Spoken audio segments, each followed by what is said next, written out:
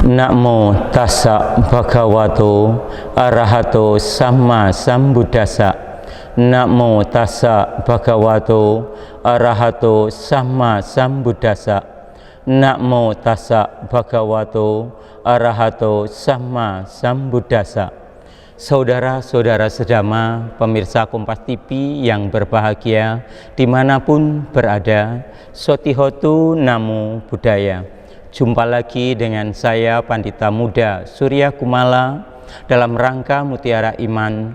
Pada kesempatan ini saya akan membawakan topik tentang menata ulang tujuan hidup dengan pandangan benar. Pemirsa yang berbahagia, dalam kehidupan kita sehari-hari sering sibuk mengejar banyak hal-hal tentang harta, jabatan, pujian, kedudukan, kesenangan. Namun pernahkah kita berhenti sejenak dan bertanya, apakah tujuan hidup yang harus kita kejar ini benar-benar membawa kebahagiaan? Banyak orang merasa lelah, kecewa, bahkan kehilangan arah, bukan karena kurang usaha, tetapi karena tujuan hidupnya tidak disertai dengan pandangan benar.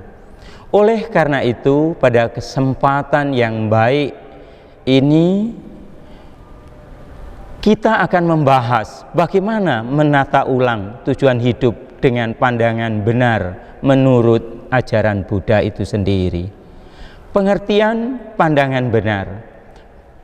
Pandangan benar adalah unsur pertama dalam jalan mulia berunsur 8, yang artinya melihat segala sesuatu dengan apa adanya, segala sesuatu dengan tanpa ada tedeng, tanpa ada paham yang lain, menunjukkan betapa pentingnya pandangan benar sebagai dasar untuk keseluruhan hidup kita.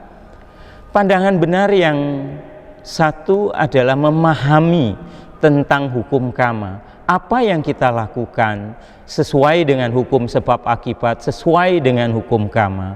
Bisa memahami tentang 4 kebenaran mulia, kebenaran tentang duka, kebenaran tentang sebab duka, kebenaran tentang jalan untuk menghentikan duka, dan kebenaran mulia tentang terhentinya duka. Yang ketiga adalah menyadari tentang tilakana, yaitu menyadari segala sesuatu yang terjadi itu adalah tidak kekal adanya. Segala sesuatu itu sulit untuk dipertahankan. Segala sesuatu itu adalah tanpa inti. Dengan memahami ini, maka manusia akan bisa tidak terjerumus ke arah yang salah. Memang betul setiap manusia menginginkan kebahagiaan dari materi, ya, mencari kepuasan dalam tujuan hidup, menyalahkan orang lain dalam penderitaan. Tetapi itu semua bisa dihindari ketika kita punya pandangan benar. Apa sih sebenarnya tujuan hidup menurut pandangan benar di dalam agama Buddha itu sendiri? Pemirsa yang berbahagia, secara duniawi tujuan hidup sering diartikan banyak orang hanya mengumpulkan harta. Apakah di dalam agama Buddha tidak boleh mengumpulkan harta? Boleh. Justru dengan harta itu kita bisa melakukan hal-hal yang baik. Tetapi kita tidak boleh melekat. Banyak sekali seseorang yang sudah punya banyak harta, tetapi dia tidak bisa menggunakan dengan baik, tidak bisa menyadari bahwa dengan hartanya untuk melakukan hal-hal yang baik. Yang kedua, seseorang punya tujuan terkadang hanya mencari sukses dan terkenal. Saat ini hal-hal kecil pun sering diviralkan. Apakah ini sebenarnya tujuan hidup? Ini tujuan hidup yang tidak baik ketika seseorang hanya mencari sebuah kesuksesan yang sesaat. Memiliki kekuasaan, apakah perlu? Perlu. Karena dengan memiliki kekuasaan, memiliki kemampuan, bisa melakukan hal-hal yang baik, bisa menentukan, bisa menuntun banyak hal-hal yang baik. asalkan kekuasaan itu dimanfaatkan dengan benar. Tetapi banyak orang yang menggunakan kesempatan itu, merasa saatnya untuk melakukan kekuasaan, melakukan penderitaan-penderitaan pada orang lain. Ini adalah tujuan yang salah di dalam agama Buddha. Hidup yang nyaman dan tanpa masalah, itu juga tujuan hidup. Sebenarnya pada prinsipnya hampir keseluruhan, ketika kita mencari tujuan hidup adalah mencari kebahagiaan. Sedangkan kebahagiaan itu sendiri di dalam agama Buddha adalah bagaimana kita bisa terbebas dari samsara, bagaimana kita bisa mencapai kebahagiaan tertinggi dalam pengertian nibbana. Di sini akan kita bahas dengan baik. Apakah sebenarnya yang harus kita benar-benar miliki untuk memiliki tentang tujuan pandangan benar. Tujuan-tujuan ini tentu tidak akan salah, ya, tetapi akan menjadi sebuah masalah jika dianggap sebagai tujuan utama dan menjadi tujuan abadi. Buddha mengingatkan kita tentang 8 kondisi duniawi yang dikenal dengan atta loka dhamma. Yang pertama adalah untung dan rugi, laba atau alaba. Yang kedua, terkenal dan tidak terkenal, yasa dan ayasa, atau dipuji dan dicela, atau pasamsa dan ninda, dan bahagia dan menderita, suka dan derita. Inilah kondisi duniawi yang tidak bisa terlewatkan, yang tidak bisa kita hindari. Setiap saat apa yang kita lakukan akan mengenal tentang 8 ini. Segala sesuatu yang kita lakukan itu pasti ada untung dan rugi. Segala sesuatu yang kita lakukan akan menjadi terkenal atau tidak terkenal. Segala sesuatu apa yang kita lakukan bisa dipuji, bisa juga dicela. Apa yang kita dapat bisa membentuk dalam kebahagiaan, juga bisa mendapat dalam penderitaan. Jika tujuan hidup kita hanya berpusat pada hal-hal ini, maka hidup kita akan terus mengalami turun dan akan mengalami kekecewaan. Menata ulang hidup dengan pandangan benar. Ketika kita sudah menyadari bahwa apa yang kita lakukan tadi adalah tidak sesuai, maka kita mulailah menata ulang kembali tujuan hidup kita. Pemirsa yang berbahagia, dengan memiliki pandangan benar, kita diajak untuk menghapus kehidupan, bukan menghapus, kita untuk bisa menyadari kehidupan duniawi, tetapi yang bisa dapat memberikan arah yang benar. Tujuan hidup bukan sekedar memiliki, tetapi harus bisa menjadi. Dalam pengertian di sini, menjadi pribadi yang bermoral, yang tenang batinnya, yang bijaksana. Ini untuk menata ulang tujuan hidup kita. Hidup untuk mengurangi keserakahan, kebencian, dan kebodohan. Setiap tujuan hidup kita sebaiknya kita tanyakan, apakah kita sudah menambah keserakahan kita? Apakah kita justru menumbuhkan kebencian atau justru mengembangkan kebijaksanaan di dalam kehidupan kita? Tujuan hidup yang selaras dengan jalan mulia berunsur 8. Inilah yang akan kita pelajari selanjutnya.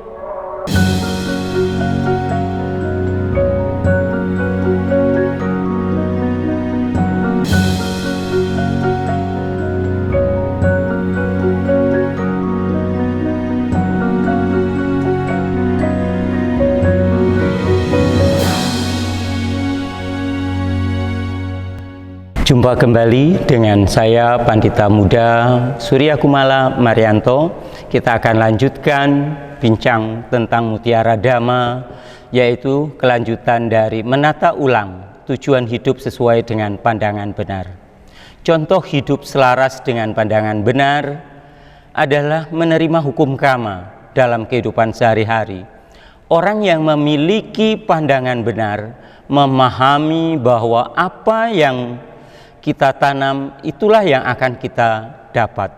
Hendaknya pemirsa, saudara-saudara sedama yang berbahagia, apa yang kita lakukan harus bisa menerima dan memahami bahwa apa yang kita lakukan akan menimbulkan akibat, dan akibat itulah yang akan kita terima.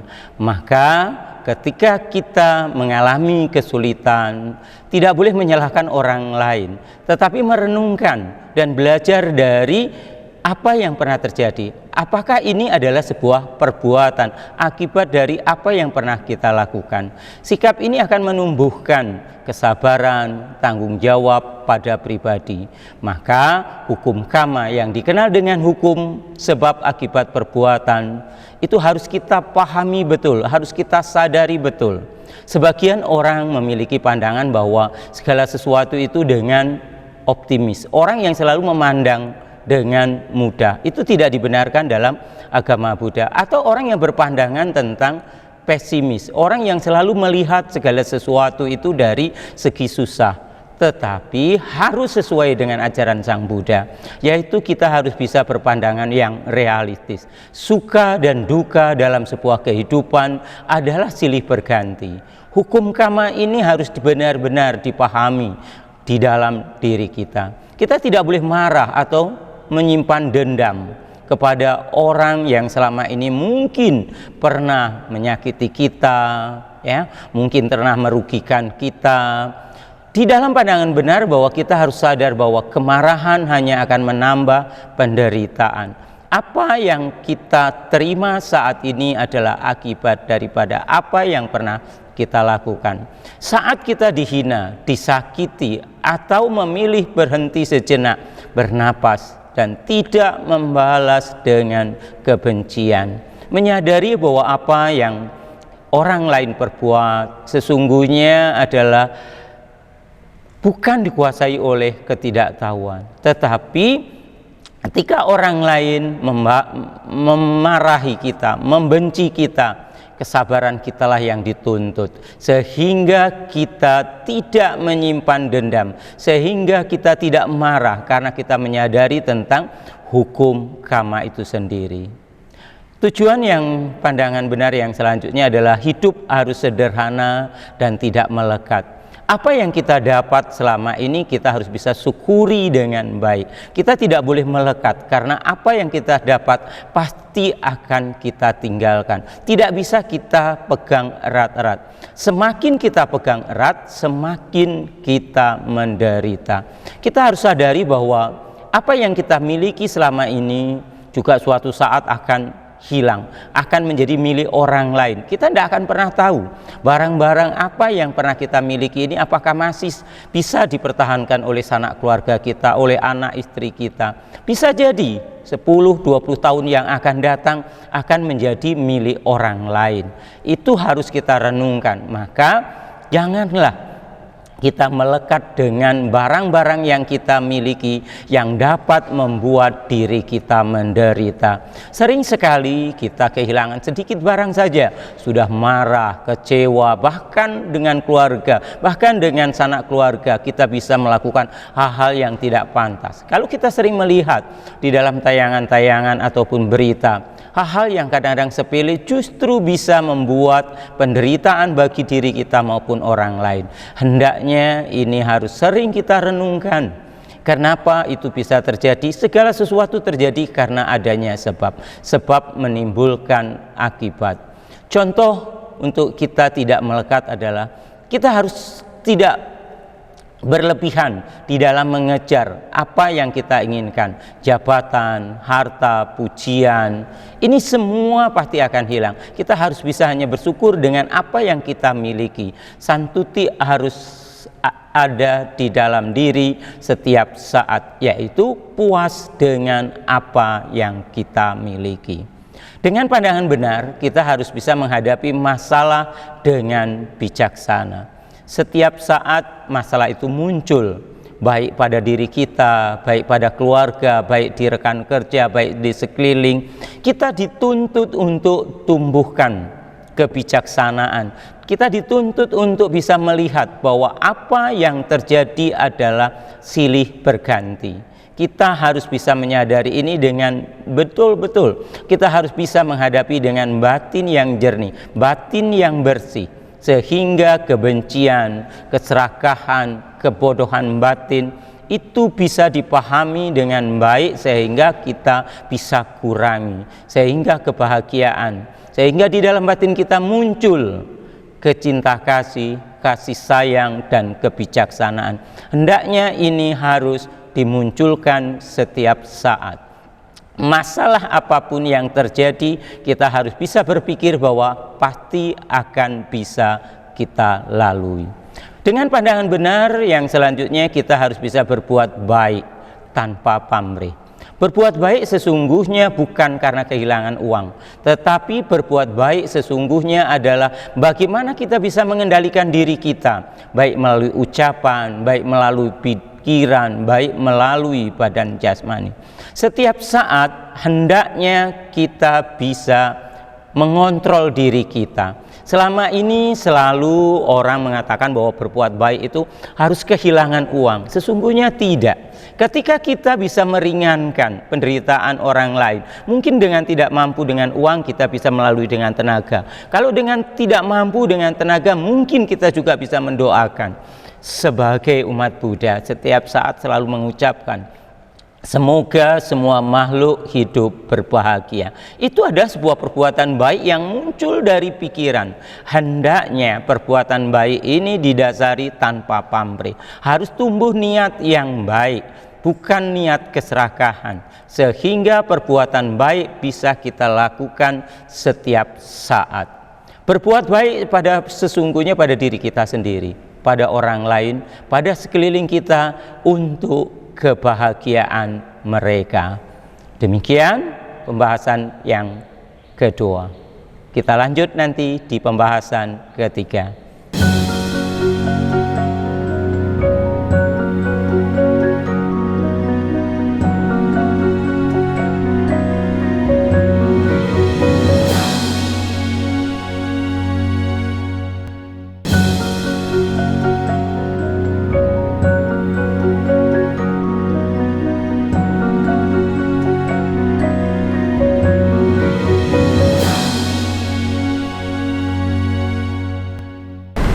Baik, jumpa kembali dengan saya Pandita Muda Marianto.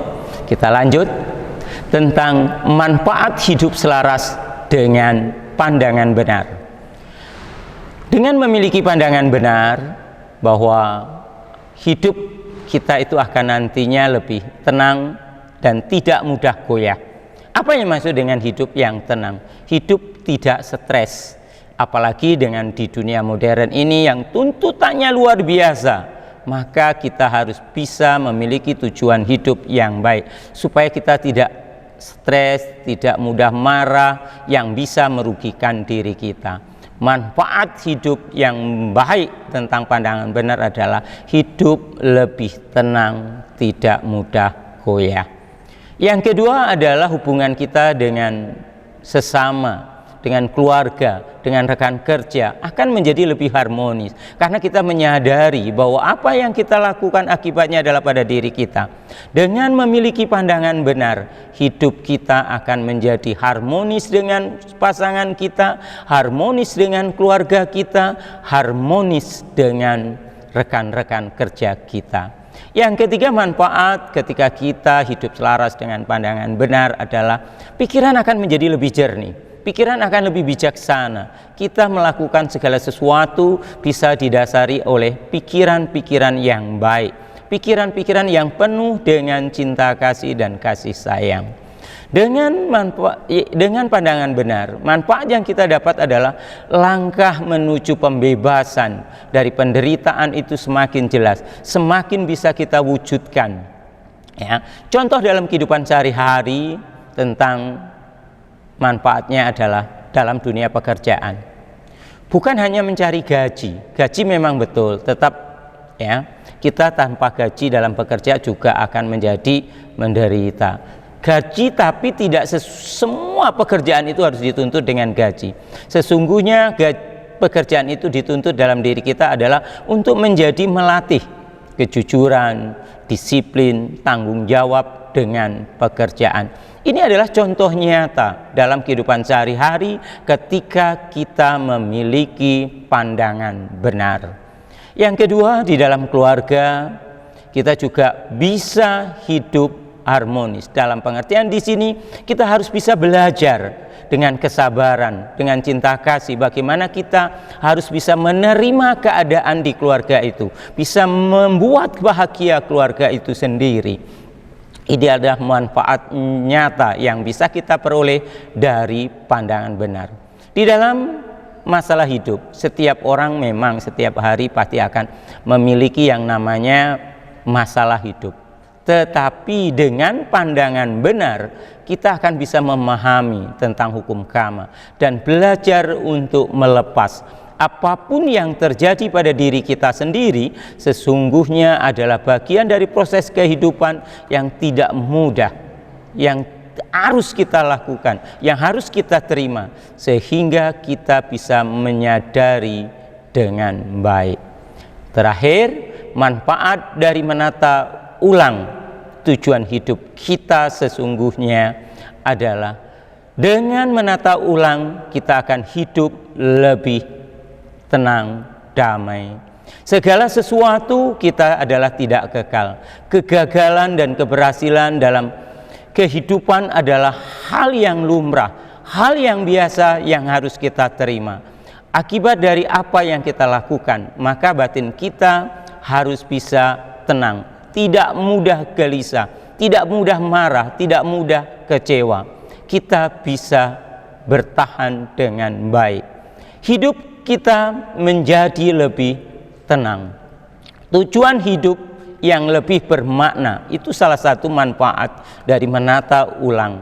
Apa yang maksud dengan tujuan hidup lebih bermakna? Kita ingin menjadi pribadi yang bermoral, kita bisa bermanfaat bagi keluarga dan masyarakat, kita juga bisa mengembangkan kebijaksanaan dengan penuh welas asih. Hidup menjadi lebih bernilai dan bukan hanya sekedar hidup. Menghindari diri dari perbuatan yang tidak baik adalah manfaat dari menata ulang, ya, pandangan-pandangan benar.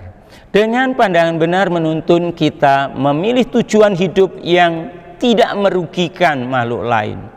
Dengan menghindari diri kita perbuatan yang bisa melanggar sila. Dengan manfaat yang kita dapat menimbulkan penyelesaian masalah-masalah di kemudian hari sehingga kita bisa hidup dengan baik. Tujuan hidup yang benar akan melahirkan perbuatan dan mata pencarian yang benar. Apa yang dimaksud dengan mata pencarian yang benar? Mata pencarian yang tidak merugikan diri sendiri maupun orang lain. Mata pencarian yang tidak dilarang oleh pemerintah, yang dapat membuat celaka diri sendiri ataupun orang lain. Dengan manfaatnya, dengan membantu memahami masalah hidup dengan bijaksana, kita tidak mudah menyalahkan orang lain. Sekali lagi, kita juga mampu melihat sebab akibat. Kita juga mampu menerima dengan kesabaran. Ini karena kita memahami bahwa masalah yang muncul adalah akibat dari kondisi dan hasil dari perbuatan kita sendiri. Dengan manfaatnya yang selanjutnya adalah kita bisa mengarahkan hidup menjadi kebebasan dari penderitaan. Tujuan hidup di dalam agama Buddha adalah bagaimana kita bisa terbebas dari alam samsara. Alam samsara adalah alam yang berulang-ulang kelahiran.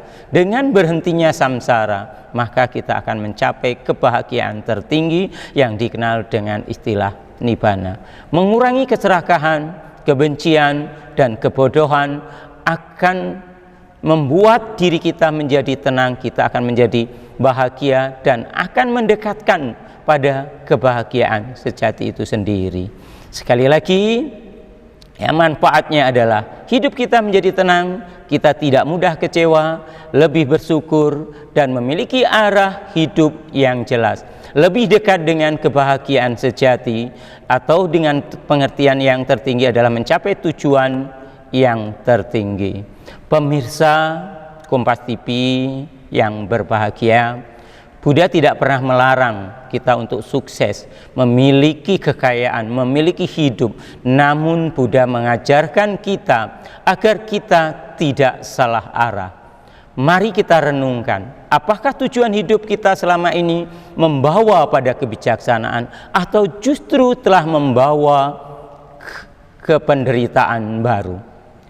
Semoga dengan pandangan benar kita mampu menata ulang tujuan hidup kita, menjadikan kehidupan kita lebih bermakna, damai, bermanfaat bagi diri sendiri serta makhluk hidup. Semoga melalui mutiara iman ini kita semua terdorong untuk merenungkan kembali tentang tujuan hidup kita, memperbaiki pandangan hidup kita, dan melangkah di jalan yang benar. Sabe sata bawantu sukitata. Semoga semua makhluk hidup berbahagia. Sadu, sadu, sadu.